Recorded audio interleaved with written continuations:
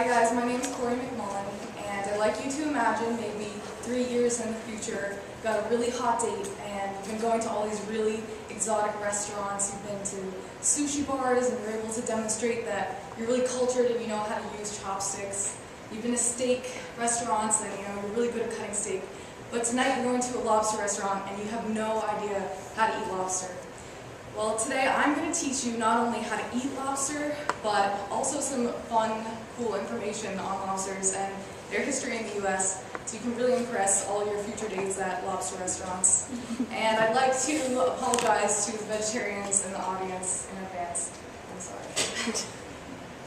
Okay, so today I'm going to teach you about lobster history in the US, and I'm also going to teach you how to crack a lobster. So first we're going to go over lobster history, and then we're going to go over how to crack a lobster. So, I know what you're thinking, lobster is not like turkey or lamb. It's really expensive, and it's so expensive because the price of lobster is tied to the amount of lobsters that fishermen can catch. So, it's really popular, and a lot of people order it all the time, and the populations are dwindling, so it's very expensive. And lobster is something that you might eat for a fancy dinner. I think that if you were to draw an animated lobster, it might have a monocle or a top hat, or maybe even a British accent, as I've depicted here.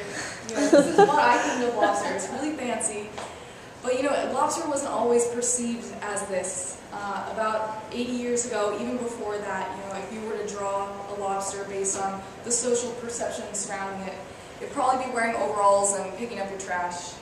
So the perception surrounding lobster has really changed over the course of U.S. history, and we're going to go over that a little bit today.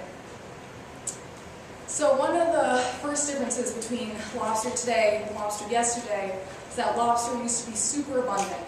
Residents of the Massachusetts colony reported lobsters just piling up on the beach, like 2-foot piles of lobsters.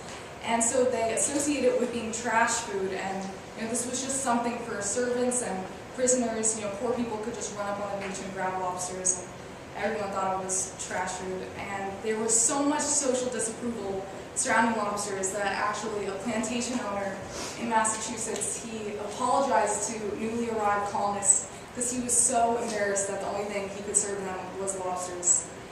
And soon after that, there was actually a revolt surrounding lobsters, and basically indentured servants, they revolted and they made the colony sign a contract saying that they would only eat lobster 3 times a week because they're serving it to them way too much. And it's no surprise that they were really upset about lobster. It's kind of weird looking. It's like a giant insect and lives on the bottom of the ocean. And the word lobster comes from the Old English word lop, which means spider. So people just thought it was this gross giant sea insect. They really were not interested in it. And another difference was that lobster used to be really inexpensive. In the early 1900s, canned baked beans were going for about 55 cents a pound, while canned lobster was going for about 11 cents a pound. So people were pretty much just feeding lobster to their cats, and they were not eating it. So social factors, they really greatly affect what we eat and drink. This is apparent with Pabst Blue Ribbon beer, which I'm sure that you've all heard about. And it used to be just for hardworking Midwesterners, and then it kind of transformed into this preferred beer of hipsters on the East Coast. And so now it's known for, being really popular among hipsters. And this can also be observed with Marlboro, which used to be a really poor-selling cigarette for females, and then they rebranded it to sell to males, and then it became super popular. So what PBR, Marlboro, and lobster all have in common is the fact that these products haven't changed in the past 100 years, but the social perception surrounding them have, which has led to increased popularity. So how did lobsters climb the social ladder?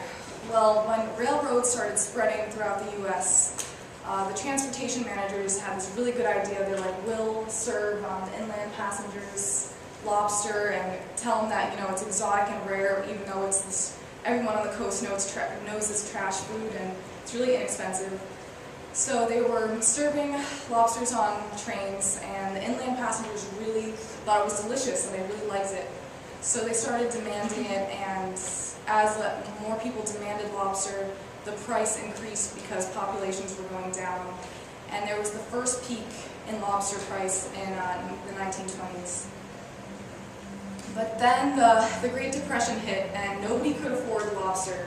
So no one was buying it, and instead they used lobster as a cheap protein source for soldiers in World War II.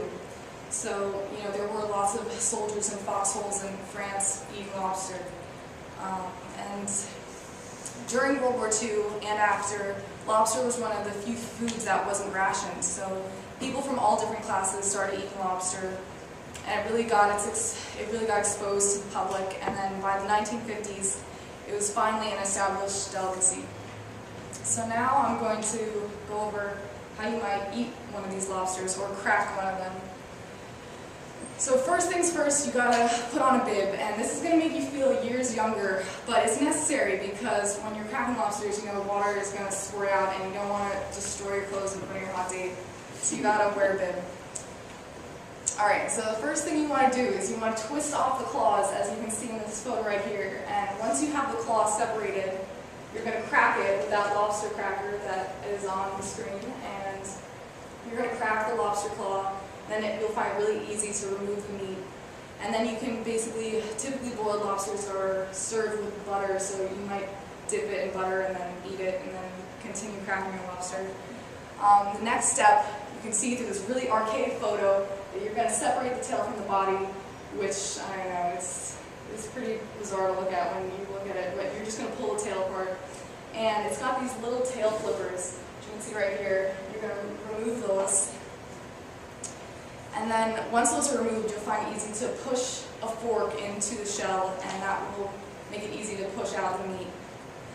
And then you're going to have this nice lobster tail in front of you, but don't get too excited and eat it, because first you want to separate the tail down the middle and remove this dark green wormy thing, which sounds kind of weird, but there is this dark green wormy thing in the center of the tail, and this is called roe, but it's part of the lobster's liver and pancreas, so you don't really want to eat that. You want to remove that, and then you have a clean tail and you can eat it. So yeah, that's about it. I just want to remind you that lobsters were not always considered fancy. You should always wear a bib, and I encourage you to all go out and try lobster. Thank you. Corey will be happy to answer any questions.